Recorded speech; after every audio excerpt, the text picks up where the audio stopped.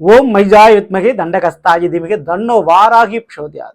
இன்றைய பதிவில் கன்னி ராசி அஸ்த நட்சத்திரத்தில் பிறந்த நண்பர்களே, களத்திர ஸ்தானத்தில் இணைய போகின்ற 2 கிரகங்களால், அது மிக முக்கியமா ஒரு கிரகங்களால் உங்களுடைய கல்யாண வாழ்க்கையிலும் கட்டிய வீடு அதாவது சொத்துலையும் சில விபரீத மாற்றங்களை ஏற்படுத்தி கொடுக்க போகின்றன. அது என்ன மாற்றம், ஏற்றமா இறக்கமா, இன்றைய பதிவில் பார்த்துருவோம். பதிவை ஃபுல்லா பாருங்க.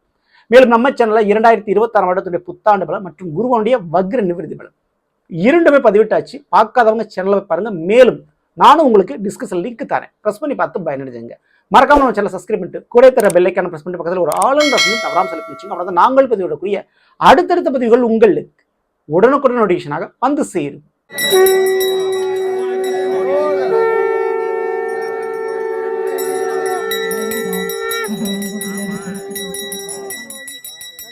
சிவமயமாக தெரிகிறதே, சிந்தையில் சிவயோகம் வருகிறதே.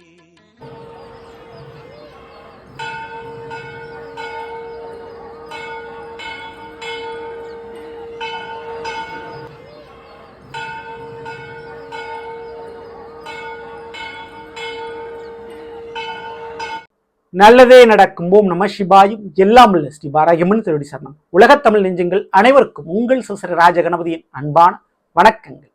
இன்றைய பதிவில் கன்னி ராசி அஸ்த நட்சத்திரத்தில் பிறந்த நண்பர்களே, கன்னி ராசிக்கு இந்த 2026 கண்டகச்சனி, அதுல எந்த விதமான மாற்றமும் இல்லை. உங்களுடைய கன்னி ராசிக்கு 7ஆம் வீடான மீனத்துல சனி அமர்ந்திருக்கிறாரு. சனியினுடைய நேரடி பார்வை உங்கள் மீது விழுந்து கொண்டிருக்குது. அப்போ சனியினுடைய பார்வை நேரடியா உங்களை பார்க்கறதுனால கன்னிராசிக்காரங்க, அதுவும் கூடுதலாக அஸ்த நட்சத்திரக்காரங்க, உங்களுடைய எண்ணப்படி நீங்க நினைச்சதை செய்ய முடியாது. ஏதோ ஒரு தடை, ஏதோ ஒரு பிரச்சனை வந்துட்டு இருக்கும். நீங்க நினைச்ச மாதிரி உறவுகளும் நண்பர்களும் வாழ்க்கை துணையும் செயல்பட மாட்டார்கள். ஸோ இப்படி ஒரு தடையை இந்த சனிவன் ஏற்படுத்தி கொடுத்தா இருப்பாரு. ஆனா திருமணமே ஆகாதவர்களுக்கு திருமணத்தை முடிச்சு வச்சிருவாரு. அதெல்லாம் எந்த விதமான மாற்றம் இல்லை. கண்டிப்பா அதெல்லாம் நடந்துடும். ஸோ இப்படிப்பட்ட ஒரு சூழல்ல மார்ச் 15ஆம் தேதிக்கு பிறகு கும்பராசியில் இருக்கக்கூடிய சூரியன் அப்படி பேர்ச்சி அடைஞ்சு 7ஆம் வீடான மீன ராசியில சூரியன் சனியோடு சேரப்போகிறார். ஸோ இந்த ஒரு சேர்க்கை மிக முக்கியமான சேர்க்கை. ஏன்னா ஒவ்வொரு ராசியிலும் 2.5 வருடங்கள் இருக்கக்கூடிய சனி பகவான் இந்த மீன ராசிக்கு 30 வருடங்கள் கழிச்சு இப்போ வந்திருக்கிறார். ஓகேங்களா? ஸோ அவரோடு சூரியன் இணைவது இது முதல் முறை. ஓகேங்களா? இந்த வருஷத்துல ஃபர்ஸ்ட் டைம். ஓகேங்களா? ஸோ அப்படி இணையும் போது என்ன விதமான பலன் நடக்கும் அப்படின்னா, அது களத்திரஸ்தானம், அதாவது 7ஆம் வீடு களத்திரஸ்தானம், வாழ்க்கை துணைக்குரிய குறிக்கிறது. அந்த வீட்டில் இணைகிறார். அப்போ அஸ்த நட்சத்திரக்காரர்களுக்கு முதல்ல செய்யக்கூடிய ஒரு மாற்றம் என்ன அப்படின்னா, அந்த சூரியன் யாரு, உங்களை கண்ணிக்கு 12ஆம் வீடான சிம்மத்திட்ட 12க்குரியவன் 7இல், அதுவும் களத்திரஸ்தானத்துல அமரும் போது அஸ்த நட்சத்திரக்காரருடைய திருமண வாழ்க்கையில் மாற்றம் ஏற்படும். அதாவது ஃபர்ஸ்ட் மேரேஜ் எனக்கு பிரேக்கப் ஆயிடுச்சு, ஃபர்ஸ்ட் மேரேஜ் எனக்கு பிரச்சனைகளை போய்கிட்டு இருக்கு அப்படின்னா அதுல ஒரு முடிவை, ஒரு தீர்ப்பை, ஒரு தீர்வை கொடுக்கும். திருமண வாழ்க்கையில ஒரு முடிவை கொடுத்துரும். ஓகேங்களா? ஸோ திருமண வாழ்க்கை ஒரு கஷ்டமான ஒரு திருமண வாழ்க்கையில் நீங்கள் மாட்டிக்கிட்டு முடிக்கிறீங்கன்னா அதுலேருந்து ஒரு விடுதலை, ஒரு விமோச்சனம் உங்களுக்கு கிடைக்குங்க. ஸோ விவாகரத்து போன்ற விஷயங்கள் போய்கிட்டு இருக்குன்னா அந்த கேஸ் முடியும். சரிங்க. அதுக்கடுத்து மறுமண வாழ்க்கை நல்ல விதமாக அமையுமா அப்படின்னா கண்டிப்பாக அதுக்குண்டான யோகம் உண்டு. ஜூன் மாதத்திற்கு பிறகு அடுத்த கட்ட வாழ்க்கைக்கு போகக்கூடிய வாய்ப்பை குருபவன் உங்களுக்கு ஏற்படுத்தி கொடுப்பார். அப்போ இங்க சூரியன் என்ன பண்றாரு அப்படின்னா, கோர்ட்டு கேஸ் வழக்குகள் திருமண வாழ்க்கை சம்பந்தமாக நடந்தால் அதற்குண்டான முடிவை கொடுத்து விடுகிறார். நல்ல அந்யூன்யம் போய் கொண்டிருக்கக்கூடிய கணவன் மனைவிகள் மிக முக்கியமாக கவனிக்க வேண்டியது, உங்களுடைய கருத்து வேறுபாடுகள் வரும். ஸோ கொஞ்சம் கவனத்தோட நீங்க இருந்துக்குங்க. தேவையில்லாத வார்த்தை பிரயோகங்கள் வேண்டாம். வார்த்தைகளை பேசுவதை கொஞ்சம் குறைச்சிக்கிறது, தேவையான விஷயத்தை மட்டும் பேசிக்கிறது ரொம்ப ரொம்ப நல்லது. ஸோ இதை கொஞ்சம் ஃபாலோ பண்ணி வச்சுக்கோங்க. ஓகேங்களா? ஸோ இதே போல மிக முக்கியமாக நண்பர்கள் பார்ட்னர்ஷிப், தொழில் ரீதியான பார்ட்னர்ஷிப்ல இருக்கக்கூடியவங்களுக்கு அந்த பார்ட்னர்ஷிப் பிரேக்கப் ஆகிறதுக்கு வாய்ப்பு இருக்கு. அப்போ அடுத்தவங்களை பிலீவ் பண்ணி நம்பி நீங்க ஒரு தொழில் பிசினஸ் ஸ்டார்ட் பண்ண வேண்டாம். நீங்க உங்களோட பார்ட்னர்கள் அந்த பார்ட்னரை கண்காணிக்கிறது நல்லது. அவர்களால் ஏமாற்றப்படக்கூடிய வாய்ப்பு ஏற்படும். ஓகேங்களா? ஸோ அதுக்கு அடுத்து மிக முக்கியமா 12க்குரியவனே இங்க 7 அமர்ந்திருக்கிறார். யார் கூட உட்காந்துருக்காரு? சனி கூட உட்காந்துருக்காரு. சனி எப்படிப்பட்டவர் அப்படின்னா, உங்களை கண்ணிக்கு 5ஆம் இடம் மகரத்துக்கு அதிபதியா இருக்கக்கூடியவர். அப்போ மறைமுகமான காதலால் பிரச்சனை வரும் ஃபேமிலியில. இன்னொரு மாற்று நபர்களால் பிரச்சனை வரும். ஸோ உங்க குடும்பத்துக்கு சம்பந்தம் இல்லாத நபர்களால பிரச்சனை, கலகம் ஏற்பட வாய்ப்பு உண்டு. மறைமுகமான காதல் சொல்லலாம். அந்த காதலால் குடும்பத்தில் பிரச்சனை ஏற்படும். இது கணவனே உங்களுக்கு மட்டும் இல்லை, உங்களுடைய பிள்ளைகளுடைய காதலாக கூட இருக்கலாம். அதனால பிரச்சனை ஏற்படக்கூடிய வாய்ப்பு உண்டு. ஓகேங்களா? ஆனா அதுவே எஜுகேஷன், படிப்புக்கு சூப்பரா இருக்குங்க. கடல் கடந்து போகக்கூடிய படிப்பு, கடல் கடந்து சென்று வெளிநாடு போய் படிக்கக்கூடிய வாய்ப்பு, வெளி மாநிலத்தில் படிக்கக்கூடிய வாய்ப்பு, அல்லது நீங்கள் படிக்கிறீங்க உங்களுக்கு கவர்மெண்ட் ஸ்காலர்ஷிப் கொடுக்கும், கவர்மெண்ட் ரீதியாக ஒரு பாராட்டு ஒரு அங்கீகாரம் கிடைக்கும். அஸ்த நட்சத்திரக்காரர்கள் படிக்கிற மாணவர்களாக இருந்தால் உங்களுக்கு சூப்பராக இருக்குது, அதில் எந்த மாற்று கருத்து இல்லை. படிக்கும்போது அப்பாயின்மெண்ட் ஆர்டர் ஒரு வேலை வாய்ப்பு கண்டிப்பாக கன்ஃபார்மாக கிடைக்கும். சரிங்களா? ஸோ அதுக்கெல்லாம் உங்களுக்கு யோகம். இதுக்கடுத்து 6ஆம் வீடான கும்பத்திற்கு இந்த சனி விதி 6க்குரியும் 12க்குரியும் 7. ஓகேங்களா? ஸோ இது வேலை விஷயத்தில் மிக முக்கியமாக இடமாற்றத்தை செய்து, வேலை விஷயத்தில் ஒரு மாற்றத்தை செய்து உங்களுடைய மேலதிகாரி முதலாளிகள் உங்களை வேலைக்கு மாற்றக்கூடிய வாய்ப்பு இருக்குது.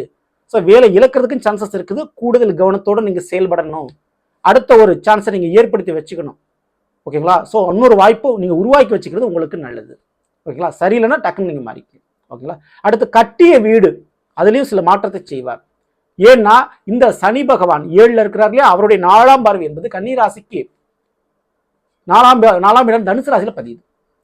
12க்குரியது வீடும் ஒரு விதத்துல சொந்த வீட்டை குறிக்கும். ஏன்னா வாழ்க்கையில நம்ம இறுதியில எங்க மரணிப்போம் அப்படின்னு சொல்லக்கூடிய 12ஆம் இடம் 12க்குரியவனும் சேர்ந்து இருக்கிறார். அப்படி இருக்கும்போது நிச்சயமா பழைய வீடு, பழைய சொத்து அப்படின்ற விஷயத்துல ஒரு பிரச்சனை புதுசா எழும்பும். இல்லை ஏற்கனவே சொத்து பிரச்சனை போய்கிட்டு இருக்கு அப்படின்னா அந்த சொத்தை இழந்து புதிய சொத்து வாங்கக்கூடிய அமைப்பு தான் இருக்கு. அப்போ பூர்வீக சொத்து கைவிட்டு போறதுக்கு சான்சஸ் இருக்குது.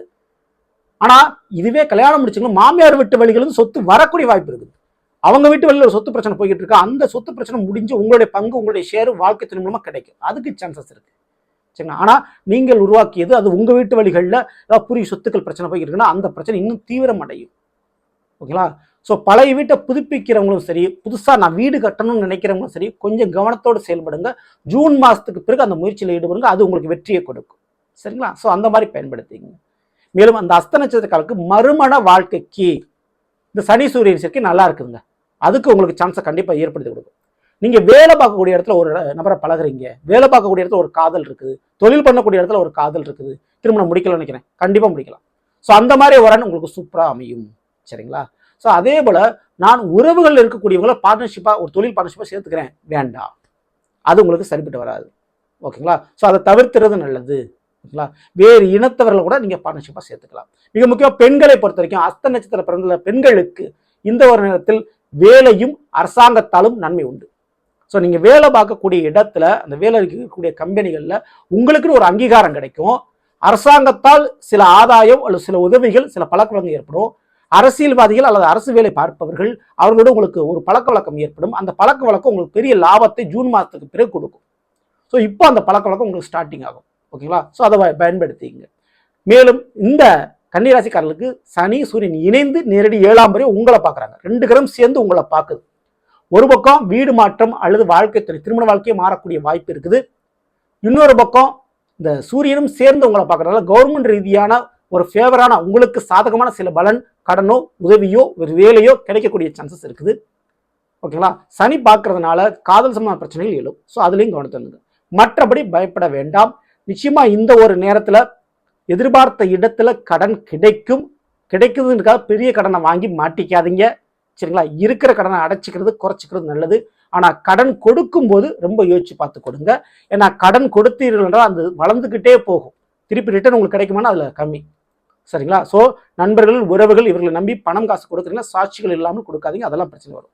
மற்றபடி நீங்க பயப்படாமல் இருக்கலாம். இந்த அஸ்த நட்சத்திரக்காரர்கள் பெரிய விளைவுகளிலிருந்து தப்பித்துக் கொள்வதற்கும் திருமண வாழ்க்கையில பிரச்சனைகள் ஏற்படாமல் இருப்பதற்கும் கண்டிப்பா செய்ய வேண்டிய ஒரு வழிபாடு அப்படின்னா காலபைரவருக்கு சந்தன அபிஷேகம் செய்யுங்க. அது ரொம்ப ரொம்ப உங்களுக்கு ஒரு நன்மை பயக்கும். சரிங்களா? ஸோ வியாழக்கிழமை அன்னைக்கோ சனிக்கிழமை அன்னைக்கோ அல்லது திங்கக்கிழமை இந்த 3ல் ஏதாவது ஒரு நாள் சந்தன அபிஷேகம் காலபைரவருக்கு செய்கின்ற பொழுது பெரிதளவு வாழ்க்கையில் ஒரு மாற்றத்தை சந்திப்பீங்க. திருமண வாழ்க்கையில் பிரச்சனைகள் இல்லாமல் இருக்கும். தவறாமல் நீங்க பண்ணிங்க. இந்த பதிவு பிடிச்சிருந்த லைக் பண்ணுங்க, ஷேர் பண்ணுங்க, மறக்காம நம்ம சேனலை சப்ஸ்கிரைப் பண்ணி வச்சுங்க. அடுத்த வரைக்கும் நன்றி, வணக்கம். நல்லதே நடக்கும். நம சிவாயும். எல்லாம் உள்ள ஸ்ரீ வாராகி திருவடி சரணம்.